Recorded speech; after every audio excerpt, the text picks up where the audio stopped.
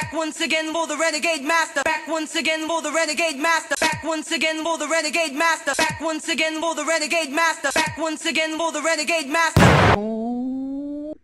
Hello my renegades and welcome back. And what are we getting back into? We are on Love Island series 11. We are now on episode 27. I'm getting there because I want these to be watching these and get these videos out before we get to the new episode that's starting tonight. And tonight we have movie night, or film festival night I should say, and oh my god, this is where the shit is really going to hit the fan for all of these people up in here, because they will get to see exactly what it is that we're watching, exactly what it is that certain people have been saying and the levels that they've been saying it at. And the fallout will be huge, let me just put it that way. You can't really skinny dip around stuff that's showing to you on camera of people saying exactly what it is that they've been saying. Do you know what I mean? And clearly showing that what they've been doing and the behaviours and the moves they've been making is an issue. Anyway, before we get into this episode, as I always say, please hit that subscribe button. Please hit that notification button so you know I'm on and doing videos. Please comment, like, share, and do all the good things that you do, because I am on the road to 1K. So, we have to see what games are played in this episode. Because the people that are being honest and true to themselves at the moment, I say, is Mimi, Nicole, Uma and Kieran. I'm giving Trey and Jess a blight at the end of the day because they've only just met. So Jess is actually being true to what it is that she wants. And we all know she don't want Trey anyway. Trey, I think he's a little bit up and down anyhow, but his head has firmly been turned by Ellie at this moment in time. Connor, as I said, at the beginning, I didn't know if he really liked anyone, but it's starting to come out that he really likes Emma. But I don't know, for me with them two, it just feels a little bit forced, and I'll get to my reasons as to why. Joey and Jesse ain't playing away from each other either, to be fair. But with Joey, I kind of think it's a case of he needs this, basically, to make himself look good in the public eye, because he's been such an arse to what he did to Sam, now to what he did to Grace. Now, he doesn't want to be seen as being an absolute full-on dickhead, yeah, if he was to start playing away in Casa Amor. Now he's got Jesse and he's made all these bones about how it is with Jesse, and that, you know, they have really deep chats, they're connecting, much better than what he and Grace were connecting as. So it would be stupid of Joey, really, to start trying to get to know any of the Casa Amor girls in a legitimate sense, because for us it would be, yeah, game over, my friend, game over. Because you don't really want nobody up in this place. You just seriously just want to get your face on screen at the end of the day. That's what it will boil down to. But anyway, Joey is managing to keep his head straight, and his head is not on no swivel. The same with Kieran. They're keeping their head straight at the end of the day. I know some people honestly thought that Kieran was going to have his head on a swivel. He was going to fall. But I kind of knew Kieran weren't going to mess around, because he'd already said, I love you. From when a dude says, I love you, that is it for them. You would think anyway. That is it for them.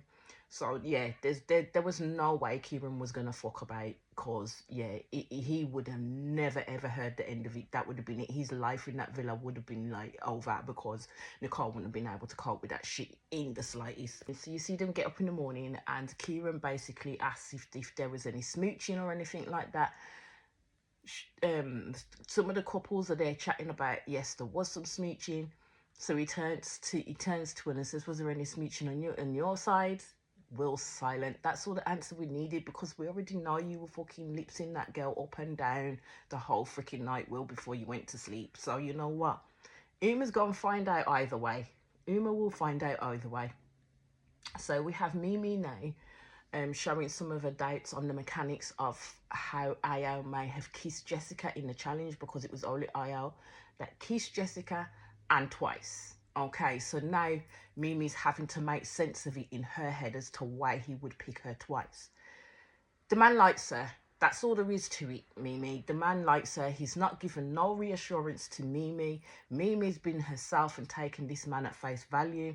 Actually, I think feeding in or seeing more in what Io actually does say than what Io actually is saying to her. That's the only thing I can see where it's been taken down a certain avenue, that she's hearing more than what he's giving out.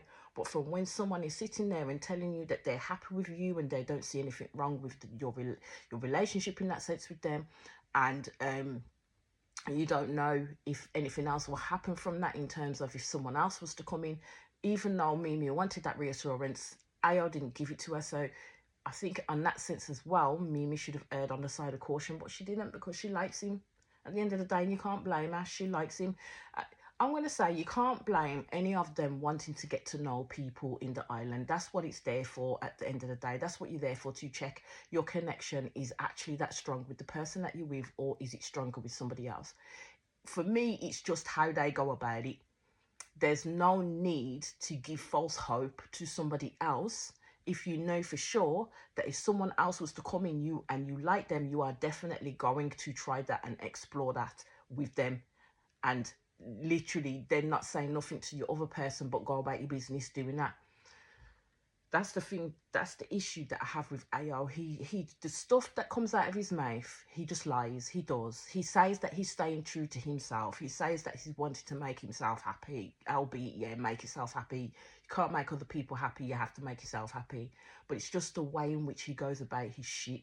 This man can't talk for shit. As I've already said in my previous episode, he will say a lot of things without saying nothing at all.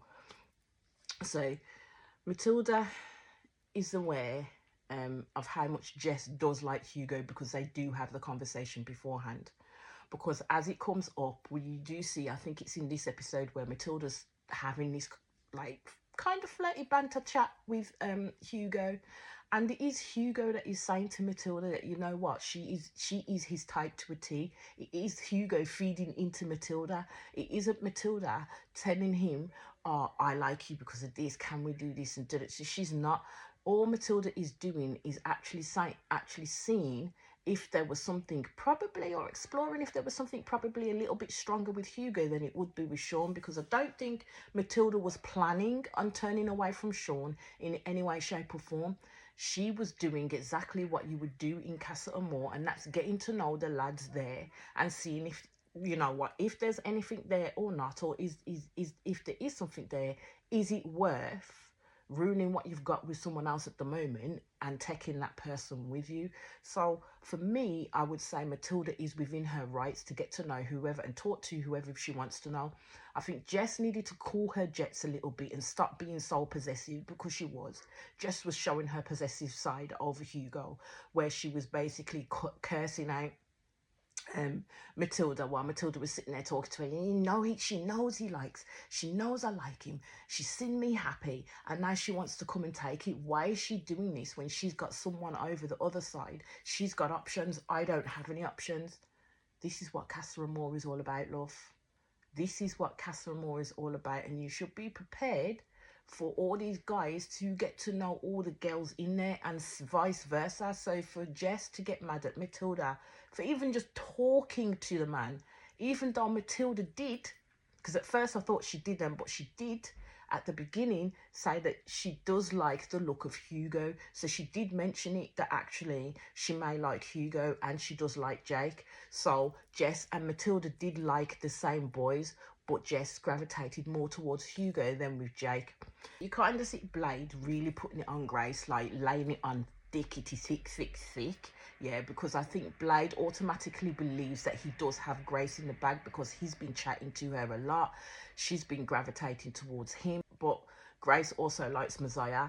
Me, myself, I was thinking that Messiah would have been the better pick. And I thought Messiah was going to do a 2-2 steal from underneath Blade, but Blade is working on these girls for real. Like, he's already sent some insecurities through to Uma, full on sent Nicole into a freaking spin, and I don't know why he did that for. I really don't know why he picked Kieran. Like, everybody keeps talking as again about Kieran and his age. Kieran is more mature than some of the people I've seen up in this place since it started. Let's just put it that way. Kieran makes his stands on his ground, doesn't deviate from what he decides he is going to do, and will show someone how much he likes them by giving them that reassurance, and he gives Nicole reassurance all the time. So for Blade to sit there and say, he thinks Kieran's gonna have his head on a swivel because he's young and immature now, I think that was a cop out to say. Blade was just saying that to stir shit up, because if they've watched the show, they know exactly what the relationship is like between Kieran and Nicole, and how quick Nicole can gravitate towards the negativity of the person that she's with. So Hugo and Jess can't keep away from each other. So Jess definitely likes Hugo more than Trey. As again, they keep on kissing each other. And I will say, I don't think I've seen Jess like this so far. Hugo has really turned her head. So you see Grace go over to Messiah, and they have a chat and have a discussion. I'm like, at last, because I haven't seen Grace move to anybody else besides Blade at this moment in time. So Grace is basically feeling that her and Messiah have a lot in common. And again, I will put out there, because I was right, is that Grace likes her black men. Grace likes her black men, and she knew it would have never worked with Joey, because Joey couldn't compete against the melanatedness. Okay? So basically, Messiah is talking about how he felt a little bit left out in the game, but she didn't want him to feel that way, basically. So whereas Blade makes his feelings overtly known, straight to the dome, Messiah is more of a conversationalist. Yeah, Messiah is more of a, I want to meet and fulfill your needs. I really do want to get to know you type of person, where I think Blade is just angling for her to take him back to the villa so he can do whatever the fuck it is that he's planned to do. That's how I'm seeing it. That Messiah and Blade are two different people. And out of those two men, who would I have picked? I would have picked Messiah. Seriously, I would have picked Messiah. So you go back into the villa and you see Diamante's talking to Sean. And she's talking to Sean about his situation between Ruby and Matilda. Basically, she wants to see where his head is at. So Sean basically is lapping this up like a bitch on heat. I'm telling you, this man was all out. This man literally thought he'd gone away with the lads and now he can play. This is what Sean was doing. His head got swiveled every which way possible by these girls up in here, especially the two that were going after him. I don't even know if these parts that he actually thought about Matilda. But anyway, so Sean is saying to Diamante that she ticks all his boxes. I really didn't think Sean will be this inclined to run around like he's a kid in a candy store, because he was just popping off left, right and centre. So Diamante was saying to him that she sees potential with Sean. And Sean says he's taking all of this very seriously. And I'm just like,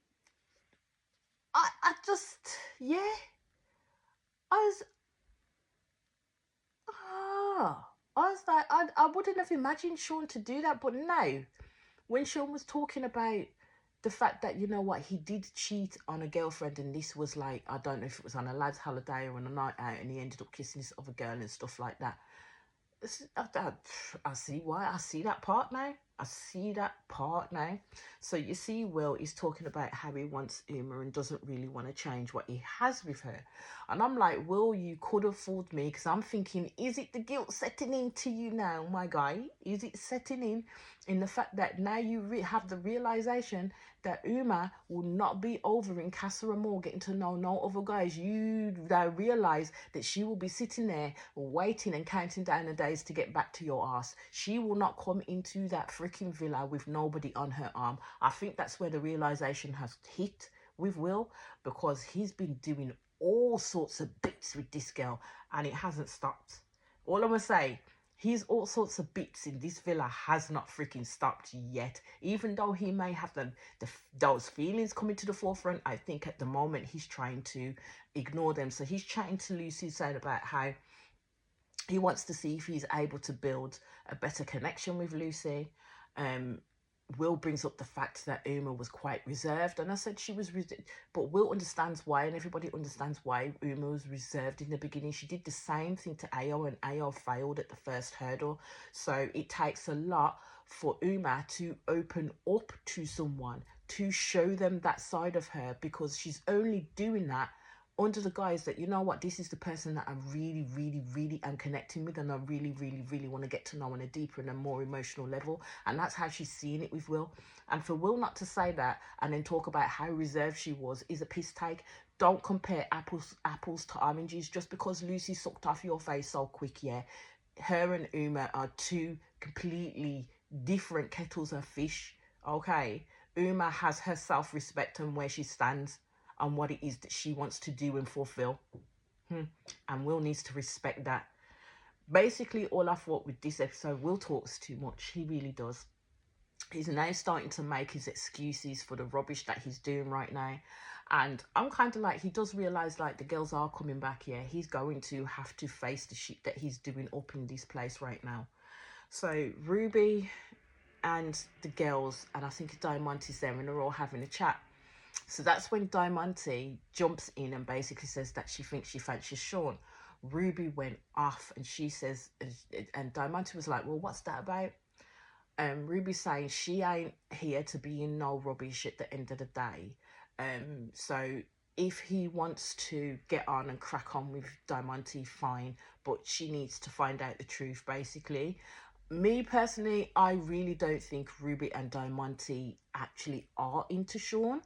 And the only reason why I say that is because Sean literally is the odd man out. He's the only one there that potentially could give them a chance of getting in the villa, because Will's taken with Lucy and Ao is taken with Jessica. Ao ain't even talked to none of the other girls really the way that he's talking to Jessica.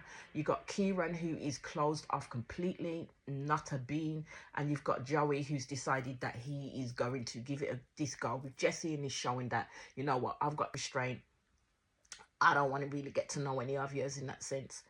So the only viable option that they have right now is Sean, and that's it, because Trey has fucked off with Ellie as well, so he doesn't see anybody else that he's willing to get to know up in that place. So that's how I am seeing it. Io and Jessica are having a chat, and Jessica is basically saying that she wish she was in the villa from the beginning. And I thought, to do what, my girl? To contend with Uma and Mimi at that time for Ao's attentions. It would not have been plain sailing at that point. That's all I'm going to say, because it would be different if Jessica was in there from the beginning and Mimi was there, trust me. And all I could say at the end of that was Ao ain't shit and Will ain't shit either. Ao likes to fuck around too much with these black queens up in here. I don't know how he's managing to suck them into their shit, because for me, I don't even think he's a good conversationalist. I don't even think he's got proper banter or good gift of the gab, but for some reason, they're literally soaking in whatever type of freaking pheromone this man is putting out. But hey ho, hey ho. I just don't like, it's like I said in my previous episode, I just don't like to see the women pitted against each other in the way that they pit them against each other, because we all know when it comes to the Casa Amor girls and the Casa Amor boys, it's completely different to your average bombshell, because at the end of the day, with your average bombshell, they've come in, they're looking to try and, like, you know, form connections, this, that and the other. But when you get to the Casa Amor girls, because by this point, you've got established couples up in there that, or these are people who've been together, coupled off together for like a whole month or so. You know that when you come in, you are literally going to wreck a situation with someone. That's what you are going to do. You have to prepare yourself for the hurt that you're going to give that person by stealing the guy off the other person at the end of the day. Now, my first thought would be, if you are that easy to take, then what makes me think I am anything special to you at the end of the day? So they have to deal with that, and then they'll also have to deal with the backlash of the decision that one of the OG boys makes, if they do pick him, with the other girls, because the other girls, the OG girls, are going to gravitate towards the person that's been hurt. So now, as we see nighttime fall over the two villas, you see Mimi having a chat with the girls, and basically she's letting it out that she's having feelings for Ao, and I mean really quite strong feelings, and I'm just like, this man's going to break your heart, my girl. But the one thing I really don't want her to do is to let him see how much he has hurt her, especially when she goes back, because She's going to walk back in with AO sitting with someone else. Guaranteed she will. Uma is talking about how this experience has made her realise how much she is into the other person and how much she does miss this Will and stuff like that. Well, he's a bitch. Well, he's a bitch because all it made Will do is like, I need to go test out another connection with somebody else because the only person I've ever known in here right now, because I came in as a bombshell, was Uma. So he's using that as his excuse to do what it is that he needs to do. So be it. So both Ruby and Diamante are wanting Sean, and I was like, okay, so this is where the competition is going to start. And as I've said, I really don't think that they do truly fancy Sean. I think it is because they literally want to have a space within the villa. So basically, Messiah's having this conversation with Grace and saying that he's putting all his eggs in her basket. There's nobody else within Casa Amor that he actually likes or fancies. It's just Grace at the end of the day. So they're having this chat, and mid-question, as they're having this chat, Blade walks over and grabs Grace to talk. And I thought, my guy, that was rude as freaking hell, my dude. How dare you? And this was another cap in the feather for me that says I really don't like Blade. He's too flipping arrogant for his own good. Grace got up and says, yeah, sure. And Messiah was like, as they've walked out, savage. But you could see Messiah was pissed by the situation. See me, it would have been at that point, either Grace should have turned around and says, I'll come check for you in a minute because I'm having this chat with Messiah right now and we haven't finished our conversation. Grace not said nothing. She just smiled and said yes, because Grace likes to pit guys against each other. I've gathered that already with how she behaves in the villa, because she did the same thing kind of with Connor and Joey. She likes to pit men against each other because she loves to see the competition between them fighting over her, and she does this by the smiziest smirk ever. She really does. She really thinks the camera is not checking her side eye and smizies, but they are. We're catching it all. So that's what she does. She does her little smile in Messiah's face, yeah, sure, and then walks off. And also Messiah could have said, bro, what are you doing? I'm having a chat. I haven't finished my chat. When I finish my chat, then she'll come over. Do you know what I mean? Don't be so rude as to come and interrupt a full. And Blake could see they were still mid throes of having this conversation before he went and took Grace. Yeah, nah, that couldn't have fly. That couldn't have fly. And that's why I'm saying, Messiah, when Grace wasn't eagerly speaking up, Messiah should have spoke up and put the lay of the land down in regards to where he is when it comes to Grace. The lads in the villa are all talking together in regards to the night and how it's going to go. Joey is a full-on instigator, yeah. Joey is not engaging in any of the shenanigans within the villa, but Joey will push Ao, Will and Sean into the full-on shenanigans of these girls, basically. So Joey's talking about, who's on the lip syncing then? And I'm like, my guy, where did this slang, come from? Where did the black scent come from, Joey? Because it's just not doing it for me at all. It's hurting my ears each time Joey does it. Like, seriously hurting my ears. So Shaw says that, talks about how long he'd been waiting for someone like Matilda to come into the villa. And I'm like, my guy, if you've been waiting for someone for so long and Matilda's coming and showing you this genuine interest, then what makes you think that Ruby and Diamante are showing you this genuine interest too? Because at the end of the day, your head flipped as soon as freaking Matilda was not there. So what does that say about Sean? Like, really well and truly, if you've been waiting for so long for Matilda, then why the fuck are you going to fuck her over now? It just doesn't make no sense to me. So I honestly believe that even though you are getting to know a person, you can get to know a person without actually putting your lips on them. You don't need to kiss them to find out nothing if you're just getting to know them, especially if you know that you are very attached or you like the person that you're already coupled off with at the end of the day. You can respectfully get to know a person in that villa. You don't have to be hugging them up, giving them promises, kissing them, You don't have to be doing any of that shit with them, because all it does is send a false message to the other person. And then if you don't pick that person, hell is going to freeze over because they're gonna fuck you over royally in front of the person that you decided to stay with. Let's just put it that way. So Willie's sitting there, yeah, justifying why he's doing what he's doing, which is getting annoying. And this is why in my previous episode that I think Trey was a prick. Because Trey is then there telling Will to do what he needs to do and deal with the consequences after. And I was like, is it my guy? Is it my guy? It's alright for them to tell these guys to, you know what, you need to do this, you need to be doing what you're doing, don't think bad of it, da da da da da. But think of the consequences later when they're the ones that are going to get it in the ass neck when the actual person that they're coupled up with finds out what the fuck they've been getting on with. Do you know what I mean? So I'm like, just carry on then. So Diamante comes over for Sean. Diamante is a really pretty girl. She really is. She's a dark-skinned pretty girl. She's gorgeous. So Sean is having this conversation with Diamante, and basically Sean turns around within that conversation and says to Diamante that Diamante is his priority. I'm like, is he my bro? Is that and this is what I mean. This is what I mean about false promises and kissing the girls up in here. It's sending really, really, really, really, really bad messages to these girls because they're thinking that they're winning these men over when they're not. Sean is just playing. Sean is literally just playing because he was never going to pick Diamante. He was never going to pick Ruby. He was always going to go for Matilda. That's how it is.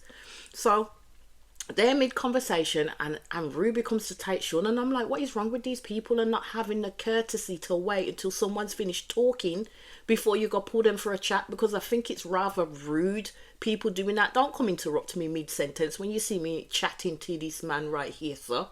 At the end of the day, Sean goes off and have this conversation with her. Diamante lets them have the conversation. I'm like, yeah, I would be a whole different kettle of fish. They've got no damn decorum, and that goes for Blade as well. So Ruby and Sean are chatting, and Ruben's explaining to Sean how she's been interested in getting back to him, getting to know him. She then picks up in regards to what Diamante has been saying in wanting to get to know him too, but she's saying she will step back because she ain't gonna be in no type of triangle. My girl, you are in a square with this guy. Like, seriously, Sean is in a square right now. Sean is chasing Diamante, chasing Ruby, and he's got Matilda. Then plus himself, he's in a freaking square. There is no triangle at this moment in time. Ruby's basically talking about how she's got a revenge dress on, and I did. It was at this point, yeah, that I really did believe, as I kept on saying, and come to the conclusion that these girls see Sean as an easy target. Like, seriously see him as an easy target in getting into the villa.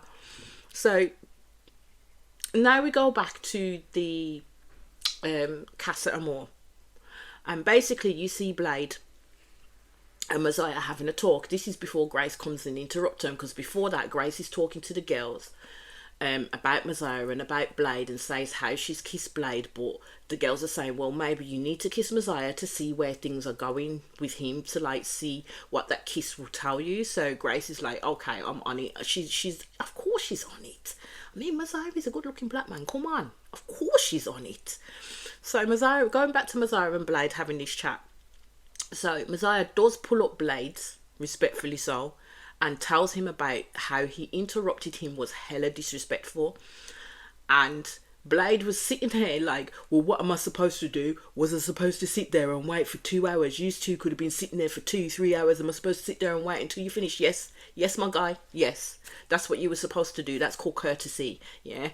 At the end of the day, Messiah, when Blade has been puffing around the freaking Casa Amor after Grace and sitting and pulling her for chats, Messiah has not once gone over to say anything to them, to pull Grace for a chat while Blade has been having a conversation with her. So you know what, turnabout is nice, don't do that shit. So as they're talking mid-conversation, Grace comes over and interrupts them just as it was getting fiery. So Grace pulls Messiah, Blade, and I like that.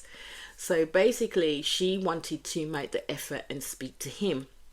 So Messiah does tell Grace he is not getting the energy of an apology from Blade at the end of the day, because Grace did ask about it. And I thought, Blade is not going to apologise to you, because Blade don't think he's done anything wrong in terms of interrupting that situation there. So he's rude at the end of the day, because he believed that he had Grace in the bag. He didn't believe that he had any competition from any other lad in Casa when it came to Grace's attentions, but he kind of realised that he did when it came to Messiah. So Grace basically angles for a kiss from Messiah. So they go into the bedroom. Messiah is all in. Blade is watching them fully, their every movement. And now Blade is sitting and stewing because he knows that Grace and Messiah have just gone to the bedroom. So Messiah and Grace do have a kiss, and let me put it this way, that kiss was better to watch than the one she's had with Blade. Let's just put it that way. So Grace absolutely loved the kiss that she had with Messiah, and basically she was there singing his praises, that it was better, that she did love it, it did give her a message, it did tell her games. And I'm like, this is where it boils down to when it comes to Grace, because my thing is, she is going to pick the boy. It isn't going to be the boy that's with substance like Messiah, let's just put it that way. She's going to pick the boy that she can stick it to Joey to the most, basically. The boy that Joey will have more of a conniption over. That's how Grace is going to play it, because if we think Grace has got over Joey this quickly, we must think again, because she hasn't. She hasn't. If she can play for Joey again and be assured that she will grab his attentions again, or Joey will go to her and grab her attentions again, she would do it. She will. She ain't got over this man. And it's showing in her actions and how she is so face favour when it comes to Jesse. And in the game, example, in the game, when it came out that, you know, Joey kissed Emma the fastest, like hella fast, and she was trying to defend Joey, saying he's not that fast. And then when the result came out, Grace was there laughing, thinking that shit was funny, because that's what she wants. She wants Jesse and Joey not to get together in that sense, because she really wants to be back there with Joey. I do think that at this point, Messiah and Blade were getting played by Grace, but I think Blade is thinking that he's playing Grace, but it ain't going that way.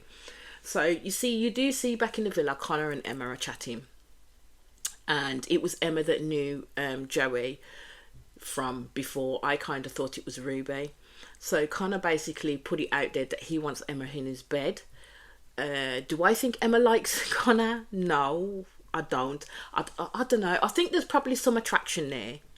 Because they do end up having a kiss on the terrace, and he kind of does make it a cheesy come on, yeah, to get that kiss, and she does get in and kiss him, but I don't know if it was because it's in that moment, it's in that space, and she doesn't literally want to pie him off, and that's why she kissed him. But to me, Emma's actions and reactions don't speak of a girl that really likes Connor or finds him attractive, but we'll see how they play out. So you see Will with Lucy again, and this man takes Lucy to the hideaway retreat, man. He's never been to the hideaway retreat. He ain't even been with Uma, but my guy thought it brass enough to go take Lucy, one of the Casa Amor girls. I was like, okay, that's the message that you're putting out, my friend. All right. So Will, he's talking about like a connection, and feels that he has more of a connection with Lucy than he essentially has with Uma. And I'm like, my guy, you are playing a dangerous game, thinking that this won't come out. You know what I'm saying? So he turns to Lucy and says to her, how would she feel if he coupled up with her? I'm like, my guy, you play dirty.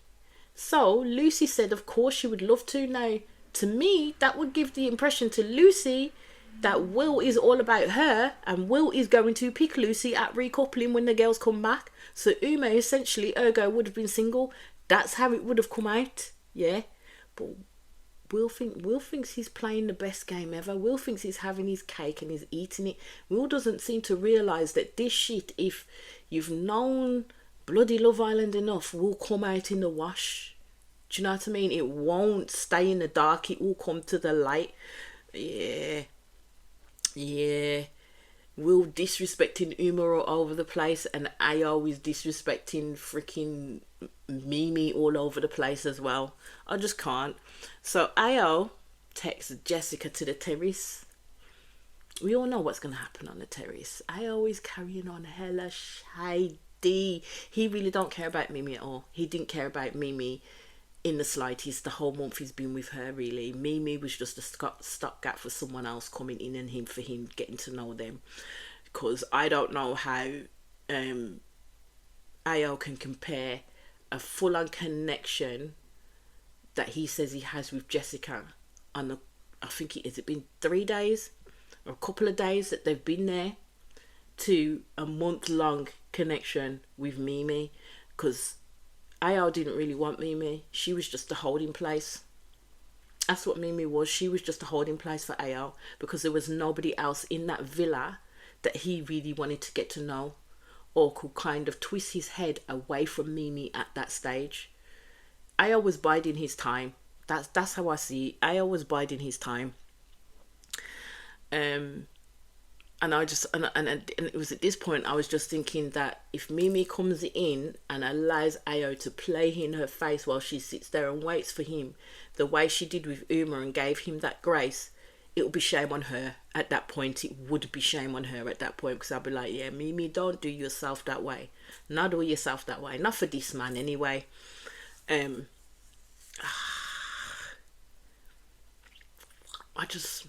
bummed me.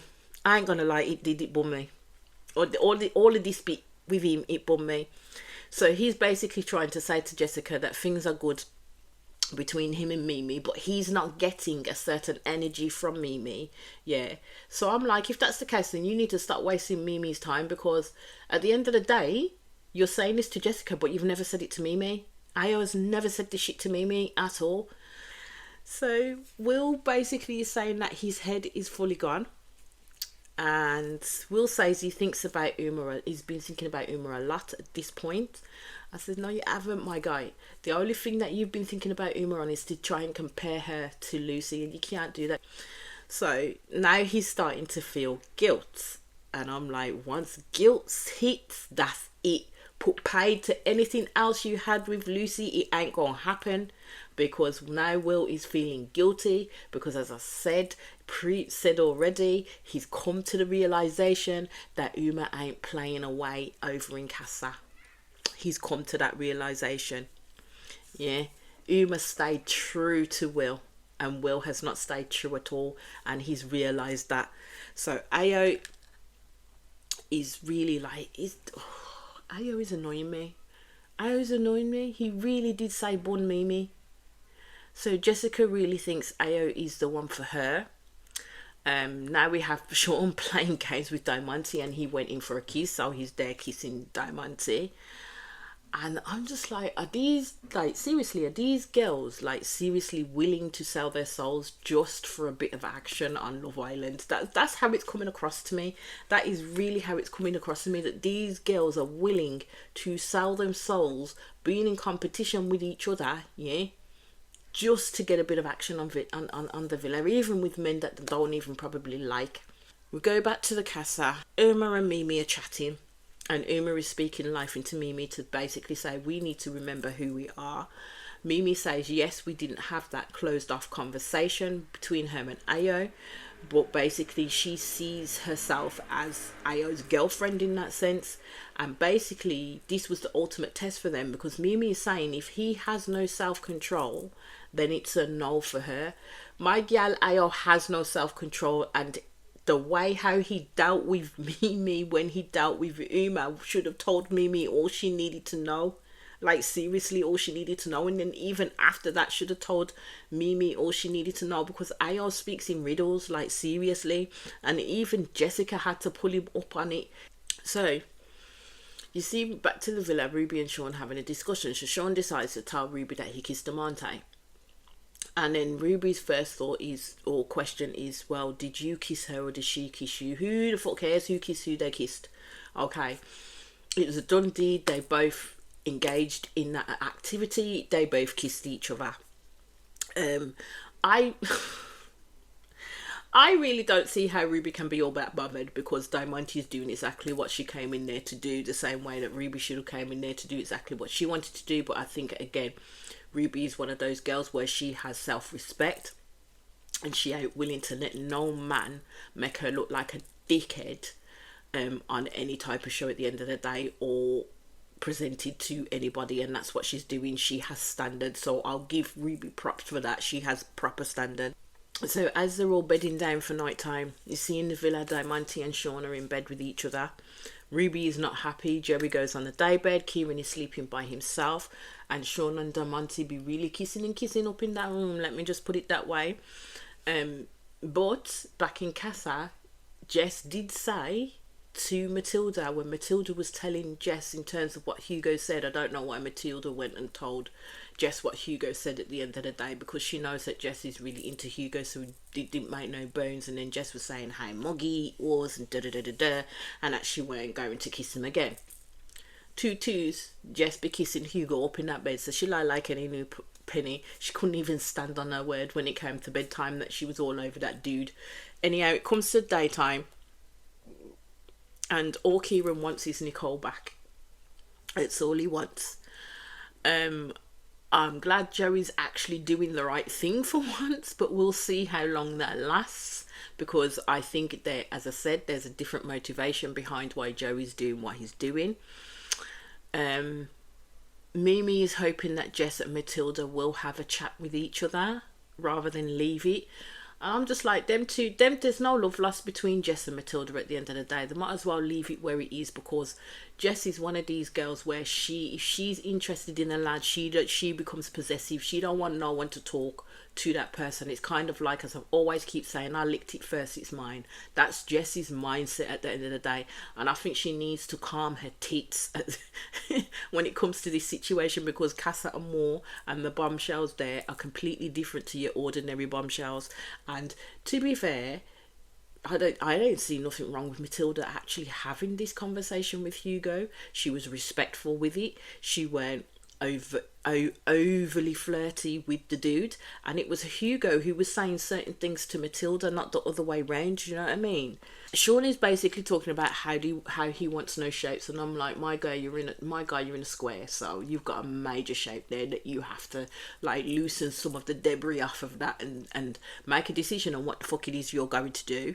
So you got Jessie's really feeling Hugo. Sean is saying that he's confused, and basically saying to Diamante that he feels like he's juggling all these plates, and that some of the plates may have to be smashed. And I says, yeah, when he says these plates have to be smashed, he's talking about doing off Diamante and Ruby and keeping Matilda at the end of the day. So all the guff that Sean is chatting right now is rubbish. He's just trying to put it in Diamante's head that she has a possibility of him picking her when he don't, because he's going to go back to his tried and tested, which is Matilda. He's going to fall like a deck of chairs when he sees her again. So it's full of shit. So you see back to Casa Amor, and Messiah is doing squats with Grace on his shoulders, and Blake keeps on watching them. Messiah's got a good body, you know. He really has. It's just the fact that when he went to take Grace off his shoulders, he sat down and Nelly had her whole fudge in his face, which is where I think he wanted it to be fair. So Jess and Matilda are now having a chat, and Matilda is saying to Jess that her head is still not sure. So basically she said to Jess that she went to bed pissed off and woke up pissed off over the situation that happened between her and Jess. I don't see how that got so out of hand. Jess literally needs to calm her jets, like seriously. At the end of the day, Matilda was not going to make a play for Hugo. We could all see that was not going to happen. She needed to give Matilda some grace, because at the beginning Matilda did say that she did like Hugo and Jake at the end of the day, and yes, she may have a situation with Sean back in the villa, but that doesn't stop her from getting to know anybody. And it's the same with the lads over in the villa with the Casa Amor girls. If they haven't, yes, they may have a connection with the person that's over in Casa Amor, but it doesn't stop them from getting to know a person. But it's my problem is with the lads, especially with Will, Ayo and Sean, it's the way in which you do that. It's in terms of making sure that you've got clear boundaries set in terms of how you are going to get to know these people respectfully, so you don't end up disrespecting that the person that you coupled off with, because I'm sure Will, Ayo and Sean would know that the girls that they're with would not be happy to come back and hear that you've been kissing off somebody else's face and promising yourself to either recouple with them or not. Do you know what I mean? They will not be happy to hear that, because it's about respect. Yeah. Blade is on it again with Grace, and I'm like, this man really be trying too hard, I'm telling ya. So then a text comes in, and it's choice time basically. So there's going to be recoupling. So the girls in the casa will either have to stick or twist on the guy that they're with in the villa, or take one of the casa lads back, so it's a moment of truth. And then the villa boys get the text, and they also have to decide whether they're going to stick or twist on the person that they're already with, which is a villa OG, or are they going to choose one of the Casa Amor girls to stay in the villa with them to pair off with. So Will, Ayo, Sean and Trey have decisions to make, as Kieran and Joey know exactly what it is and who it is that they want. And this is where this episode ended, and I'll be back in quick succession with the next episode. As I always ask, please hit that subscribe button, please hit that notification button so when you know I'm on and doing videos. Please comment, like, share and do all the good things that you do, because I am on the road to 1k, and I'll be back across your screens very, very soon. Thank you.